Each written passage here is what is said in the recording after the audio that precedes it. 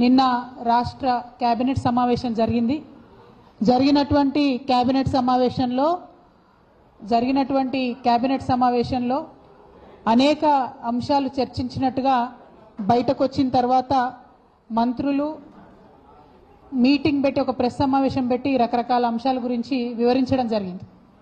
అయితే ఇవాళ మనం ఆలోచించుకోవాల్సింది బీసీ రిజర్వేషన్ల కోసం 42% రిజర్వేషన్ కోసం పోరాటం చేస్తున్నటువంటి అనేక సంఘాలు, అనేక మంది నాయకులు, రాజకీయ పార్టీలు అందరం కూడా అల్టిమేట్గా కోరుకునేది ఒకటే, బీసీలు బాగుండాలి, రాజ్యాధికారంలో బీసీలకు వాటా రావాలి అనేటటువంటి ప్రధానమైన అంశమే బేస్ లైన్గా అందరం కూడా పనిచేస్తున్నాం. మరి ఇటువంటి సందర్భంలో త్రిముఖ వ్యూహంతో ముందుకెళ్లాలని అనుకున్నాం. ఒకటి, రాష్ట్ర ప్రభుత్వం మీద ఒత్తిడి తీసుకురావడం, 2 కేంద్ర ప్రభుత్వం మీద ఒత్తిడి తీసుకురావడం, 3 ప్రజా ఉద్యమాలు నిర్మించడం. ఈ మూడిటి ద్వారానే బీసీ బిల్లు సాధ్యమవుతుంది అనేటటువంటి ఒక పట్టుదలతోని తెలంగాణ జాగృతి ముందుకెళ్లినటువంటి విషయం మీ అందరికీ తెలుసు. అనేక కార్యక్రమం బీసీ బిల్లు సాధన కోసం చేసినటువంటి ఏకైక ఆర్గనైజేషన్ తెలంగాణ జాగృతి, యునైటెడ్ పూలే ఫ్రంట్ 2 కలిపి కార్యక్రమాలు చేయడం జరిగింది. మరి ఇవాళ ఎక్కడి దాకా వచ్చాగింది? రాష్ట్ర ప్రభుత్వం మీద తెలంగాణ జాగృతి, యూపీఎఫ్ మేము అవసరమైతే రైల్ రోకో చేస్తామని ఒత్తిడి చేయడంతో 2018 పంచాయతీరాజ్ చట్టానికి సవరణ చేస్తూ ఆర్డినెన్స్ తీసుకురావాలని మేము చేసినటువంటి డిమాండ్కి రాష్ట్ర ప్రభుత్వం తల ఒగ్గి ఆర్డినెన్స్ తీసుకురావడం జరిగింది. ఇప్పుడు తెచ్చినటువంటి ఆర్డినెన్స్ని గవర్నర్ గారు మరి లీగల్ ఒపీనియన్ కోసము సాలిసిటర్ జనరల్ గారికి పంపడం జరిగింది. ఇక్కడ ఒక మంచి అవకాశాన్ని కాంగ్రెస్ పార్టీ వదులుకుంటుంది. బీసీ బిడ్డల తరఫున అనేక మంది లీగల్ ఎక్స్పర్ట్స్తోని సంప్రదించిన తర్వాత నేను ప్రభుత్వానికి సూచన చేస్తూ ఉన్నాను. తమిళనాడులో ఇట్లానే గవర్నర్ గారు తాత్సారం చేస్తే కోర్టుకు వెళ్ళి వాళ్ళు వెంటనే మంచి ఆర్డర్ తెచ్చుకోవడం జరిగింది. ఎస్పెషల్లీ ఆర్డినెన్స్ ఇచ్చినప్పుడు గవర్నర్ ఇన్స్టిట్యూషన్కి ఎటువంటి హక్కులు కూడా లేవు వాటిని డీలే చేయడానికి. కానీ ఇప్పుడున్నటువంటి గవర్నర్ గారు డీలే చేస్తూ ఉన్నారు. ప్రభుత్వాన్ని నేను డిమాండ్ చేస్తున్నా, మీరు ఎందుకోసం వెంటనే కోర్టుకు వెళ్లకుండా ఆగుతూ ఉన్నారు? మీ స్థాయిలో, రాష్ట్ర స్థాయిలో అయిపోయేటటువంటి అంశాన్ని ఎందుకు మీరు కోర్టుకు వెళ్లకుండా భారతీయ జనతా పార్టీని కాపాడుతున్నారు? కాంగ్రెస్కు బీజేపీకి ఇంటర్నల్గా ఉన్న అండర్స్టాండింగ్ ఏంటి? ఇది వాళ్ళ బీసీ బిడ్డలకు తెలియాల్సినటువంటి అవసరం ఉంది. ఇక రెండోది, కేంద్ర ప్రభుత్వం దగ్గర ఏదైతే బిల్లు పెండింగ్లో ఉన్నదో దానికి 3 మార్గాలు ఉన్నాయి. ఒకటి, రాష్ట్రపతి గారు ఆమోదించి వెనక్కి పంపొచ్చు, దాంతో సమస్య తీరిపోతుంది, డైరెక్ట్గా రిజర్వేషన్ వస్తుంది. 2, రాష్ట్రపతి గారు రిజెక్ట్ చేయొచ్చు. రిజెక్ట్ చేసినా మంచిదే. రిజెక్ట్ చేస్తే మన అసెంబ్లీలో, మన కౌన్సిల్లో మళ్ళీ ఒకసారి మనం బిల్లు పెట్టుకున్నట్టయితే సెకండ్ టైం రాష్ట్రపతి దగ్గర పంపించే అవసరమే ఉండదు. అది రాజ్యాంగంలోనే మనకు ఉన్నటువంటి హక్కు. సో ఒకవేళ భారతీయ జనతా పార్టీ మీద ఒత్తిడి పెంచి మా రాష్ట్రంలో మేము చేసుకుంటాం, మీరు రిజెక్ట్ చేసన్నా పంపండి అని అన్నా కూడా మనకు బీసీ బిల్లు పీఠముడి విడిపోయేటటువంటి ఆస్కారం ఉన్నది. ఇక 3వ అవకాశం ఏముంటుంది? రాష్ట్రపతి 1 యాక్సెప్ట్ చేయొచ్చు, 2 రిజెక్ట్ చేయొచ్చు, 3వది ఏదైనా క్వెరీ వేయొచ్చు, మాకు ఈ వివరాలు కావాలి, ఆ వివరాలు కావాలని. ఒకవేళ అట్లాంటి క్వెరీ వేస్తే రాష్ట్ర ప్రభుత్వం సంపూర్ణంగా సహకరించాలి. కేంద్ర ప్రభుత్వానికి అన్ని వివరాలు ఇవ్వాలి, కులగణన వివరాలు ఇవ్వాలి. అంటే అల్టిమేట్గా ఏదన్నా చేసి ఒక ముందడుగు పడాలనేటటువంటి తాపత్రయంతో ఈ మాటలు చెప్తా ఉన్నాం. మరి ఇవాళ కేంద్ర ప్రభుత్వం మీద ఒత్తిడి పెంచాలన్నా కూడా మన రాష్ట్ర ప్రభుత్వం సుప్రీంకోర్టులో ఇమీడియట్గా కేసు వేసే అవకాశం ఉంది. తమిళనాడు నిన్నగాక మొన్న కేసు వేస్తే మంచి తీర్పు వచ్చింది. 3 to 4 months లోపల రాష్ట్రపతి గారు బిల్లు వెనక్కి పంపాలి. Either accept or reject or you discuss. ఈ మూడిట్లో ఏదో ఒక ఆప్షన్ ఉంది. కానీ స్టేటస్ కో లాగా డీప్ ఫ్రీజర్లో పెట్టుకుంటామంటే కుదరదని కరాఖండిగా సుప్రీంకోర్టు తీర్పు ఉంది. ఈ 3 దశలు ఉన్నప్పటికీ కాంగ్రెస్ పార్టీ నిన్న ఏం మాట్లాడుతున్నారు? పొన్నం ప్రభాకర్ గారు మేమందరం పోయి ధర్నా చేస్తామన్నారు.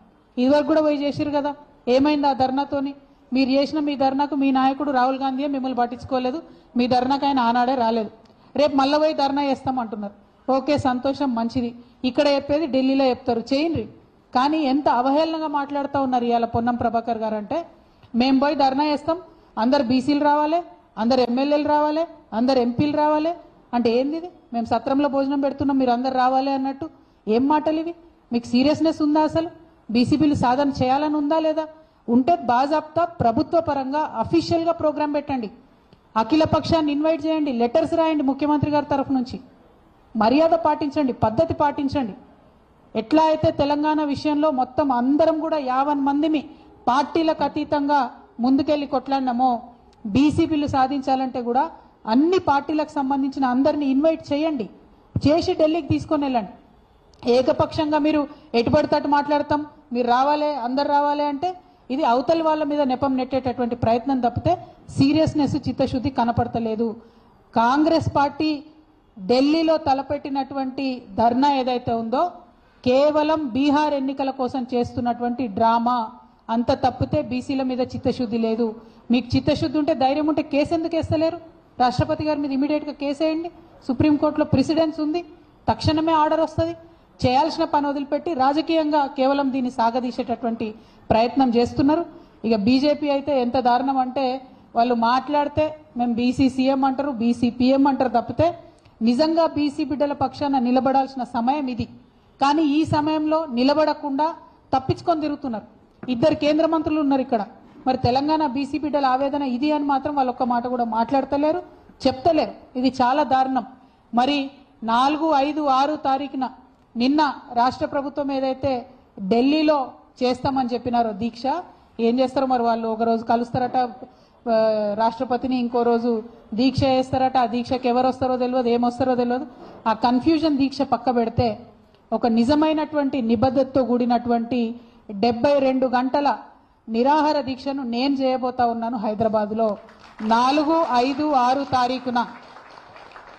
ఆగస్టు 4, 5, 6 తారీఖున నేను ఇదివరకు ఎట్లా అయితే అంబేద్కర్ విగ్రహ సాధన కోసం 72 గంటల నిరాహార దీక్ష చేశానో, బీసీ బిల్లు సాధన కోసం కూడా రాష్ట్ర కేంద్ర ప్రభుత్వాలపై ఒత్తిడి పెంచడానికి, మన తెలంగాణ రాష్ట్రంలో బీసీ బిడ్డలకు ఎంత అవసరం ఉంది బీసీ బిల్లు అనేటటువంటి అంశాలని ప్రపంచానికి తెలియజెప్పడానికి తెలంగాణ జాగృతి అధ్యక్షురాలుగా, తెలంగాణ బిడ్డగా, ఒక సోదరిగా నేను నిరాహార దీక్ష 72 గంటలది 4, 5, 6 ఆగస్టు నాడు చేయబోతా ఉన్నాను.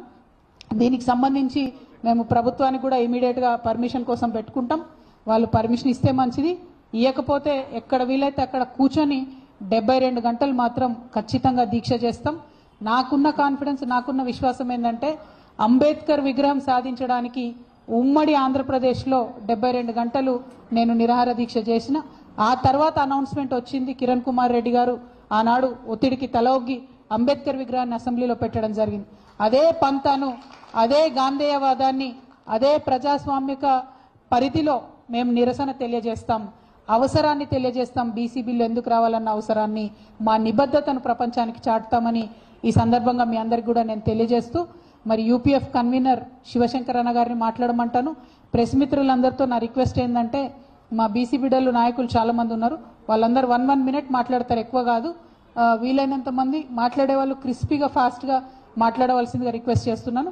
ముందుగా యునైటెడ్ పూలే ఫ్రంట్ కన్వీనర్ గారు గౌరవనీయులు బొల్ల శివశంకర్ గారిని మాట్లాడవలసిందిగా కోరుతాం.